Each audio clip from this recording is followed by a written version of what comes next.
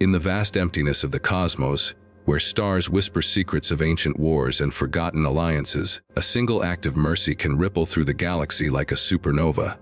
Imagine this: a fierce alien warrior, her skin pale as moonlight, slumped against a gnarled alien tree on a war-torn planet, her eyes squeezed shut in resignation. She's certain the human soldier looming over her will deliver the fatal blow.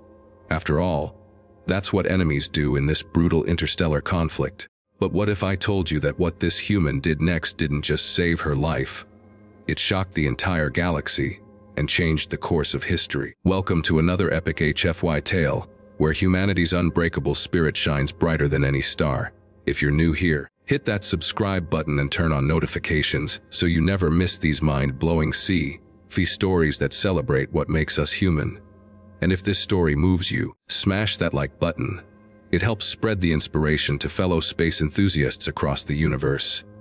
Now let's dive into the heart of the story. Captain Elias Thorne crouched in the muddy trench of Zorath Prime, his pulse rifle humming softly in his grip as plasma bolts screamed overhead. The air was thick with the acrid smell of scorched earth and alien flora, a far cry from the rolling green hills of his childhood home on Earth. At 32 years old, Elias had seen enough war to last a lifetime. First in the Terran Defense Force against pirate raiders, then in this escalating galactic feud with the Vexari Empire. The Vexari were a proud insectoid race, their exoskeletons gleaming like polished obsidian, but their society was built on rigid hierarchies and unyielding conquest. Humans, newcomers to the stars, were seen as barbaric upstarts unworthy of the cosmic stage.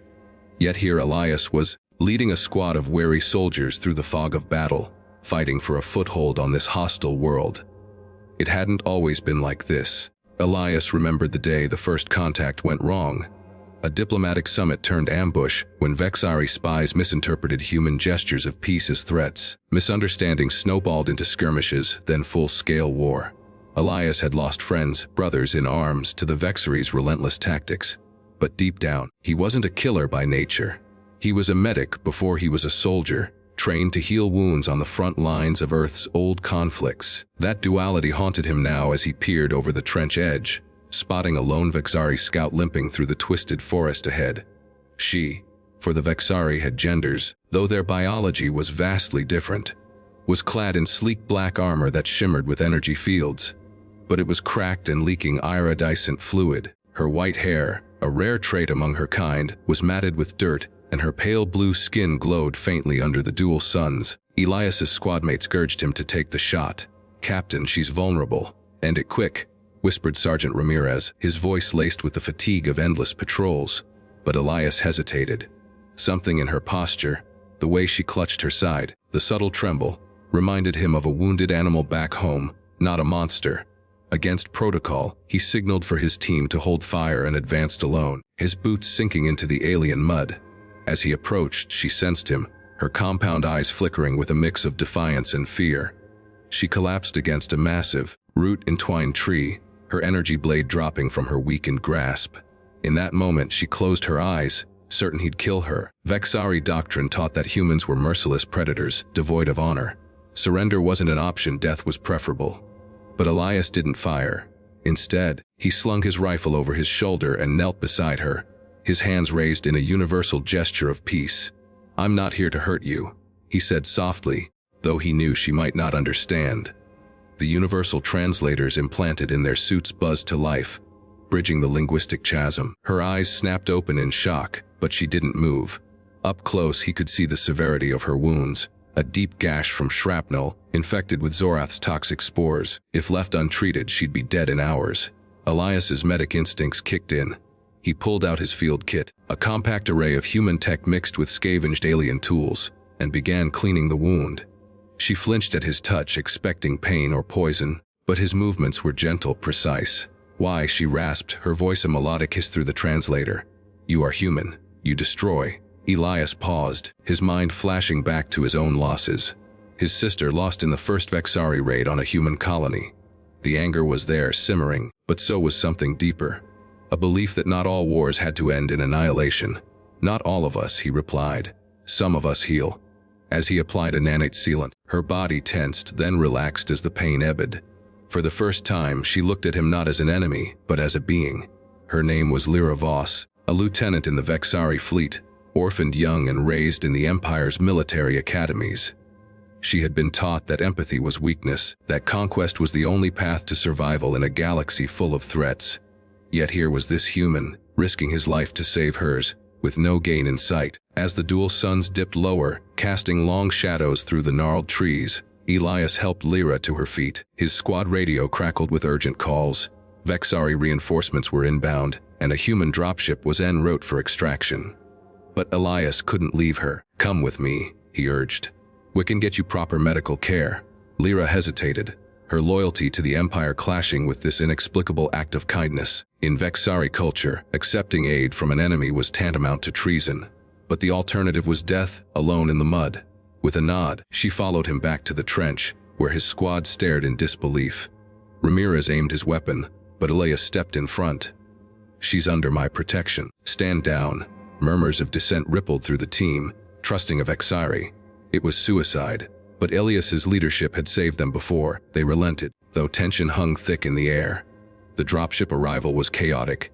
Plasma fire lit up the sky as Vexari drones zeroed in on their position. Elias shielded Lyra with his body, firing suppressive bursts while dragging her aboard. In the cramped hold, as the ship rocketed toward orbit, Lyra watched the humans interact, banter mixed with concern for each other, a camaraderie alien to her rigid upbringing. One soldier, a young private named Mia, offered her a ration bar with a tentative smile. "It's not poisoned, promise." Lyra took it, her first taste of human food. A bland protein slab that somehow warmed her from within. Elias sat beside her, monitoring her vitals. "Tell me about your home," he said, trying to ease the awkwardness. Lyra spoke haltingly of Zorath Prime, its crystal spires and endless storms, a world where survival meant dominance. Elias shared stories of Earth, oceans teeming with life, cities buzzing with diversity, and the unyielding human drive to explore, not conquer. But their fragile truce was short-lived.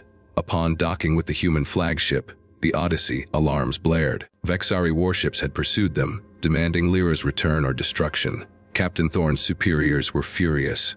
Harboring an enemy combatant, it violated every treaty clause. Admiral Hale, a stern veteran with a scar across his face, confronted Elias in the briefing room. "You've endangered the entire fleet for one Vexari. Explain yourself, Captain." Elias stood firm, his voice steady. "She's not just an enemy, sir. She's proof that this war doesn't have to be endless. If we show mercy, maybe they'll reciprocate." Hale scoffed, but Lyra, standing shackled nearby, spoke up. "Your captain saved my life when he could have taken it. In my empire, such weakness would be punished. But perhaps it is strength." The admiral reluctantly agreed to a temporary hold, placing Lyra in the medbay under guard. There, as human doctors worked alongside Elias to heal her, Lyra began to see the cracks in her indoctrination. The medbay was a hive of activity, patients from various species, not just humans receiving care without prejudice. One night as Elias visited, they talked for hours. He confessed his grief over his sister, how the war had hardened him. Lyra shared her own scars, the loss of her clutch mates in training accidents, the pressure to prove herself in a society that valued only victors. For the first time, she felt seen, not as a soldier, but as an individual. A spark ignited between them, not romance yet, but a profound connection born of shared vulnerability. Meanwhile, the war escalated. Vexari High Command, learning of Lyra's capture, launched a propaganda campaign labeling humans as deceivers who brainwashed prisoners. A massive fleet amassed near Zorath Prime, threatening to glass the planet. On the Odyssey, tensions boiled over when a saboteur, a human crew member radicalized by loss, attempted to assassinate Lyra, seeing her as the embodiment of the enemy. Elias intervened just in time, tackling the attacker and sustaining a laser burn to his arm. In the aftermath, Lyra bandaged his wound, mirroring his earlier act. "Why risk everything for me?" she asked, her voice trembling. Elias met her gaze. "Because killing you wouldn't bring back what I've lost. But saving you, that might save us all." As the fleets converged for a decisive battle, Elias proposed a bold plan: use Lyra as an envoy to negotiate a ceasefire. Admiral Hale was skeptical, but with intelligence showing the Vexari were overextended, he approved. Lyra, torn between loyalty and newfound hope, agreed. Broadcast on open channels, she addressed her people. "I was certain this human would kill me. Instead, he healed me. Humans are not the monsters we were taught. They value life, even ours. The message caused uproar in Vexari ranks. Some called her a traitor, but others, wary of endless war, listened. The battle began with fury, ships exchanging volleys of torpedoes and energy beams, debris fields blooming like deadly flowers. Elias piloted a shuttle toward the Vexari flagship, Lyra at his side, dodging fire from both sides. A direct hit crippled their engines, sending them spiraling toward Zorath's atmosphere. In the chaos, Elias and Lyra worked together, her knowledge of Vexari tech repairing shields, his piloting skills evading pursuers. They crash-landed in the same forest where they met, surrounded by Vexari troops loyal to the hardliners. Cornered, Lyra confronted her former comrades. "This war devours us all. The humans showed me mercy. Can we not do the same?" A tense standoff ensued, lasers trained on them. Elias stood unarmed, his presence a testament to trust. One by one, the troops lowered their weapons, moved by Lyra's plea and Elias's calm resolve. Word spread through the fleet, fracturing Vexari unity. The High Command, facing mutiny, called for talks. In the ensuing negotiations aboard a neutral station, Elias and Lyra stood as symbols of reconciliation. Humans offered technology exchanges.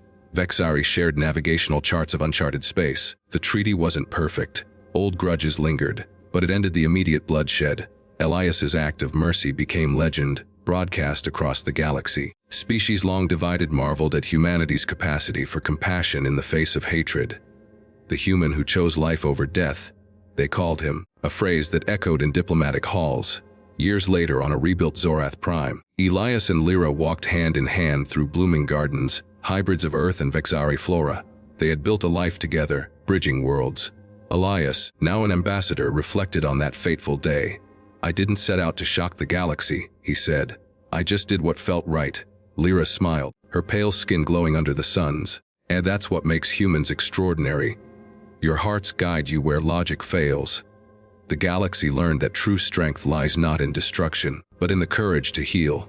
In a universe of stars, one small act can ignite hope for all. If this story inspired you, remember, humanity's greatest power is our empathy. Like and subscribe for more HFY tales that remind us of our potential. Until next time, keep reaching for the stars. But wait, let's expand on that journey, because the path to peace was far from straightforward. Flash back to the immediate aftermath of the crash landing. Elias and Lyra emerged from the wreckage, smoke billowing around them like a shroud. The Vexari troops, a squad of elite enforcers, encircled them with glowing plasma rifles. Their leader, a towering figure named Kraz, snarled through his mandibles. "Traitor Voss! You disgrace the Empire by allying with this ape." Lyra stood tall though her wounds ached. "Kraz, brother in arms, listen. The humans are not our doom. This one saved me when I was at death's door. He could have ended me but chose mercy. Is that not the honor we claim to uphold?" Elias, unarmed and exposed, felt the weight of a dozen sights on him. His heart pounded, but he kept his voice even. "We're not here to fight. We're here to end this. How many more must die for pride?" Kraz hesitated, his compound eyes flickering. In Vexari society, doubt was quashed swiftly, but Lyra's words struck a chord. One soldier, a young recruit, lowered his weapon first. "I've lost my entire clutch to this war," he admitted. "If there's a way out, the dam broke." Others followed, and Kraz, seeing the shift, relented. They escorted Elias and Lyra to a hidden outpost, where a secure comms link allowed them to broadcast to the fleet. The broadcast wasn't without peril. Hardline Vexari admirals intercepted it, jamming signals and dispatching assassins. On the human side, extremists plotted to undermine the talks, fearing weakness. Elias faced a court-martial inquiry back on the Odyssey, where fellow officers accused him of treason. "You fraternized with the enemy," bellowed Commander Voss, no relation to Lyra. But the irony wasn't lost. Elias defended himself passionately. "Fraternized. I saved a life and potentially billions more. Isn't that what we're fighting for? Life." Support poured in from his squad, Mia testifying to Lyra's humanity, sentience. The inquiry cleared him, but scars remained. Lyra, too, grappled with internal conflict. Returning to Vexari space for preliminary talks, she was met with suspicion. Her family, distant relatives in the nobility, disowned her publicly. "You are no longer Voss," her aunt declared via hologram. The rejection stung, echoing her orphaned youth. Elias, sensing her turmoil during a late-night call, offered solace. "Family isn't just blood or shitten, it's who stands by you." Their bond deepened, evolving from gratitude to genuine affection. Late nights in neutral zones, sharing meals of synthesized fusion cuisine. They discovered common ground, both loved stargazing, pondering the universe's vastness. As negotiations dragged on, months of haggling over borders, reparations, and tech shares, personal challenges mounted. Elias battled PTSD, nightmares of battles past blending with fears of losing Lyra. She helped him through breathing exercises adapted from Vexari meditation, her cool touch grounding him. In turn, he taught her human customs, like dancing under holographic stars, a clumsy but joyful affair that lightened her rigid demeanor. A pivotal crisis arose when a rogue Vexari faction, refusing the treaty, launched a bio-weapon at a human colony. Elias and Lyra raced to intercept, their shuttle a makeshift lab. Using her Empire knowledge and his medical expertise, they neutralized the virus mid-flight, saving thousands. This heroism sealed the deal. Galactic councils hailed them as saviors. The treaty signing was a spectacle, delegates from dozens of species, fireworks of energy bursts lighting the void. In the years that followed, Elias and Lyra became advocates for interspecies understanding. They founded the Galactic Harmony Initiative, hosting summits where former enemies shared stories. Their own tale inspired holodramas, books, and even a Vexari opera. Children on both worlds grew up hearing how a human's mercy shocked the galaxy, fostering a new era of cooperation. Elias often reflected on that moment by the tree. She closed her eyes, certain I'd kill her. But in choosing to save her, I saved myself, and perhaps the stars. Lyra would add, humans teach us that compassion is the ultimate weapon. Their story reminds us in the face of darkness, one act of kindness can illuminate the cosmos. And there you have it, folks, an epic saga of mercy, courage, and galactic change.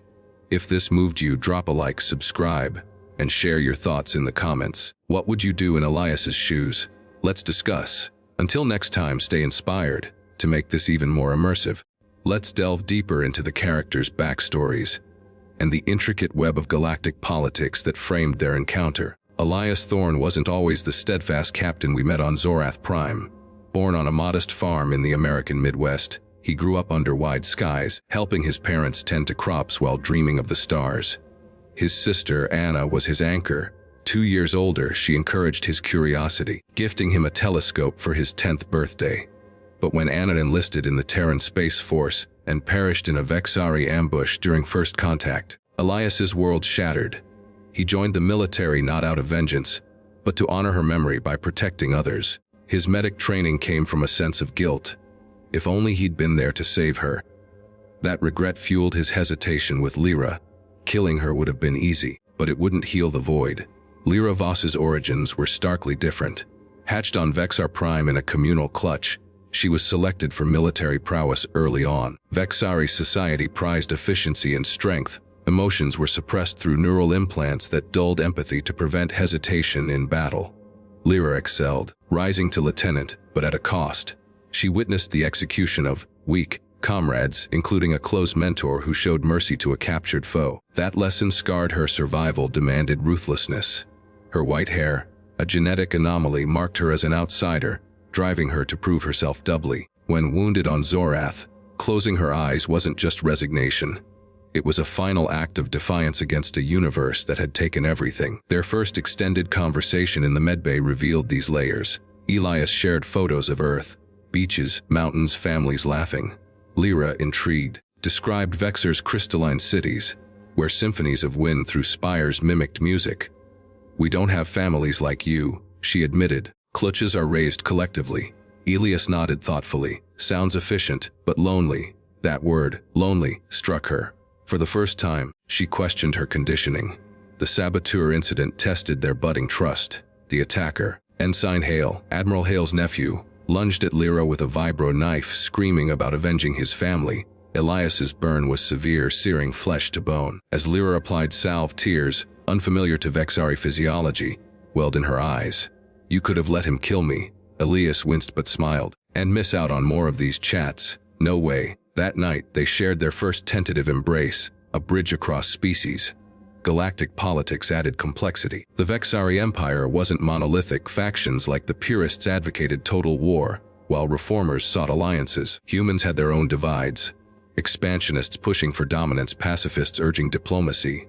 Elias and Lyra navigated this minefield, attending clandestine meetings on asteroid outposts. One such meeting turned ambush when purists attacked. Elias, using human ingenuity, rigged a distraction with flares and echoes, allowing escape. Lyra's combat skills shone, disarming foes non-lethally to prove their point. The bio-weapon crisis was the climax of Trials. The rogue faction released an engineered plague targeting human DNA, hidden in a cargo freighter bound for New Terra colony. Elias and Lyra, aboard their interceptor, boarded the ship amid zero-G chaos. Fighting off guards, they reached the lab. Lyra decoded the Vexari security, while Elias synthesized an antidote using his kit and her insights. As the virus dispersed, they contained it just in time, collapsing in exhaustion. "We did it," Elias gasped. Lyra, holding his hand, replied, "Together." A post-treaty, their life wasn't idyllic. Prejudices lingered, they faced protests, threats. But they persevered, adopting orphan children from war zones, human Vexari, others creating a blended family. Elias wrote memoirs, Lyra composed poetry, both emphasizing unity. Their legacy, a galaxy where mercy is strategy, not weakness. Schools teach, inspiring generations. As Elias aged, watching his descendants play under alien skies, he knew one human's act had indeed shocked the galaxy, proving humanity's heart is its greatest asset. If you're still with me, thank you for joining this epic journey. Like if it touched you, subscribe for more, and comment your favorite part. Peace out, Star Travelers. To truly capture the emotional depth, let's explore the quieter moments that built their relationship. After the treaty, on their first date, a human concept Lyra found amusing. They visited Earth's moon, walking in low gravity amid craters. Elias pointed to the blue marble below. "That's home. Flawed but beautiful." Lyra, her hand in his, confessed, "I never knew beauty until you showed me mercy." They kissed then, a fusion of worlds, his warm lips meeting her cool ones, sparks of energy dancing. Challenges persisted. Elias's PTSD flared during thunderstorms, mimicking plasma storms. Lyra would hold him, humming Vexari lullabies. She struggled with cultural integration, her implants causing migraines as empathy flooded in. Elias helped her adjust, consulting specialists. Their initiative grew, hosting refugees, mediating disputes. One case, a human Vexari hybrid child shunned by both. They adopted her, naming her Anna Voss, symbolizing healing. In old age, Elias frail but spirited. Lyra's exoskeleton faded but strong. They sat by that same tree on Zorath, now a monument. She closed her eyes. Elias began. Lyra finished, "Certain you'd kill her, but you saved us all." The inspiring message: in a galaxy of conflict, choose compassion. It shocks, heals, unites. Humanity, fuck yeah. Our empathy conquers stars. And that's the full tale. If this full epic inspired you, like, subscribe, and share. Thanks for listening.